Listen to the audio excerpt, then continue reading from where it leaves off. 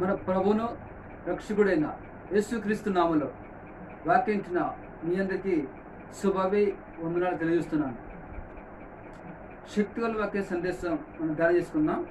సందేశాంశము అన్ని కళ్ళు చూస్తున్నాయి అని సంతోషపడుతున్నావా? జాగ్రత్త, ప్రమాదము పొంచి ఉంది.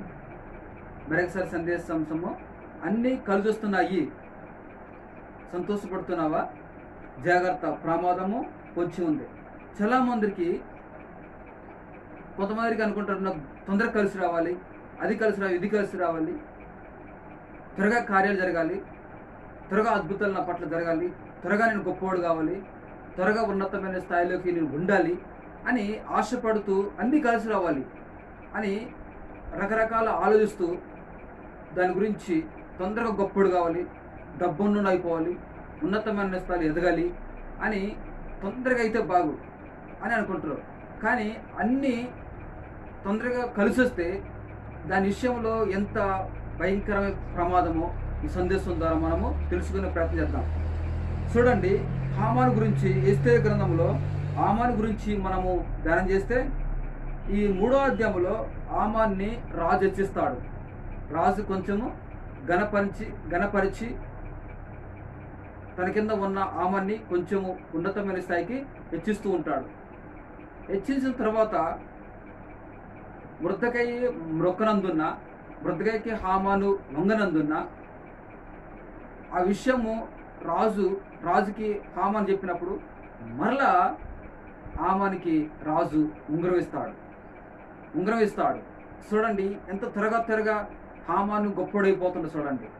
అనగా ఆ దేశాలలోనే రాజు కంటే తర్వాత ఎవరంటే ఈ హామానే.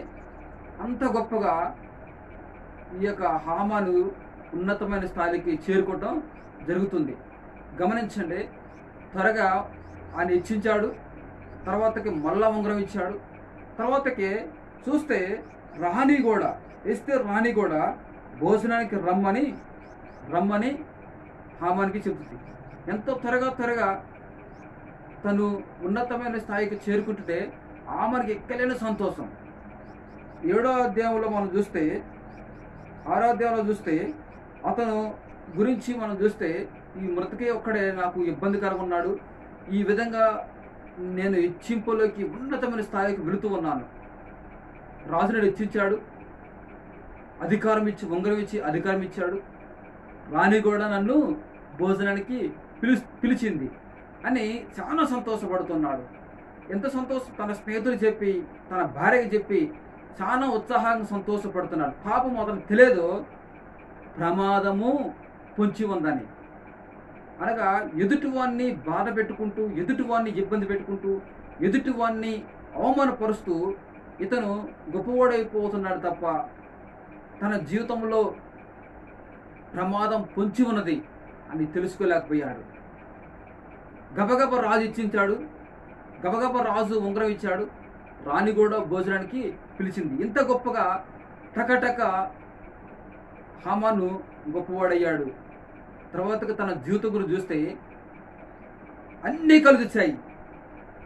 ఘనత కలిసి వచ్చింది, ఉంగరము కలిసి వచ్చింది, సంతోషం కలిసింది. రాణి కూడా భోజనానికి పిలిచే విధంగా హామాను టకటక ఆ స్థాయికి వెళ్ళిపోయాడు. చివరికి హామాను గురించి చూస్తే అన్నీ కలిసి వచ్చింది, కానీ తన జీవితంలో ప్రమాదం పొంచి ఉందన్న సంగతి తనకి తెలుసుకోలేకపోయాడు. ఈరోజు వాక్యం దేవుని బిడ్డలారా గమనించండి, కష్టపడి కన్నీరు కార్చి చెమట పడిచి సంపాదించి వాటిలలో కలిసి వస్తే మనం అభివృద్ధి అవుతుంది. కానీ సుఖపడుకుంటూ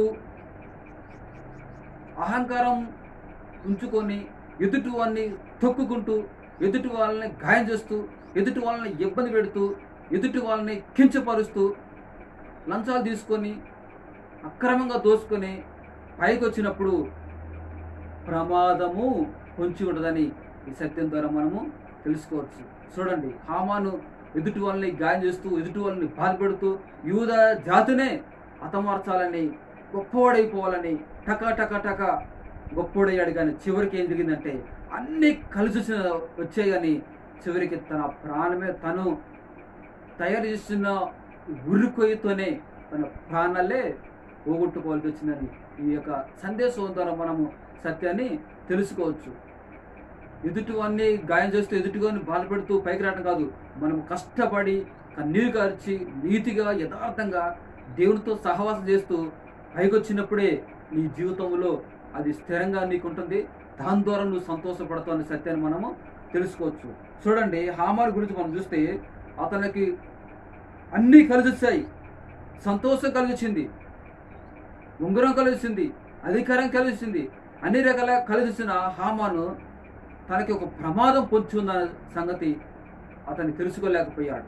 రెండో వ్యక్తి గురించి మనం చూస్తే యోసేపు గురించి మనము ఆదికాండము 37వ అధ్యాయం చూస్తే యోసేపు జీవితంలో ఏది కలిసి రావడం లేదు, అన్ని అవమానాలే. అతని నీతిగా యథార్థంగా జీవించడం ద్వారా వాళ్ళ నాలకు వాళ్ళ అన్నలు చేసిన చెడు పని చెప్పడం ద్వారా అతనికి ఏమీ కలిసి రావడం లేదు. నీతికి యథార్థంగా జీవిస్తే తొందరగా ఏమీ కలిసి రాదు, కష్టాలే వస్తాయి, బాధలే వస్తాయి, ఇబ్బందులే వస్తాయి. చూడండి, యోసేపు గురించి చూస్తే ఆదికాండం 37వ అధ్యాయంలో యోసేపుని వాళ్ళ అన్నలు తీసుకెళ్ళి గుంట్లో పడేశారు, కలిసి రావడం లేదు, చాలా దుఃఖపడ్డాడు. అదేవిధంగా 39వ అధ్యాయంలో పోతిఫరు భార్య యోసేపు మీద చెయ్యని పాపానికి నేరం మోపింది, ఏమీ కలిసి రావడం లేదు. అతని గురించి మనం చూస్తే కీర్తన 105 కీర్తన 17 చూస్తే అక్కడ వాక్యం చూస్తుంది, యోసేపు దాసుడుగా అమ్మబడిను, సంఖ్యల చేత అతను బంధించి ఇనుము తన ప్రాణమును బాధించనగా యోసేపు ఎవ్వరు కొంప మంచలేదు. యోసేపు నీతిగా న్యాయంగా యథార్థంగా జీవించడం ద్వారా అతనికి ఏమి కలిసి రావడం లేదు. సంఖ్యల చేత అతను బంధించారు, తన ప్రాణము ఇనుము తన ప్రాణము. అతని గురించి ఈ విధంగా మనము చదువుకుంటా వెళుతుంటే తన జీవితం చూస్తే ఏమీ కలిసి రాకపోయినప్పటికీ తన గురించి మనము ధ్యానం చేస్తే అతనికి గొప్పగా ఐగుప్తు దేశంలోనే యోసేపుని దీవించినట్టుగా ఆదికాండము 41వ అధ్యాయము 41 వచ్చినప్పుడు మనము చూడగలం. అక్కడికి అనేకులు హామాను గురించి మనం చూస్తే హామానికి ఉంగరము, ఎదుటి వాళ్ళని హతమార్చడం కోసము హామాను ఉంగరం పొందుకున్నాడు. కానీ యోసేపు తన ఉంగరము దేశంలో క్షేమ వృద్ధిని కలగజేయటకు తన ఉంగరం తీసుకొని దేశంలో గొప్పగా పరిపాలన చేసినట్టుగా మనము చూడగలం.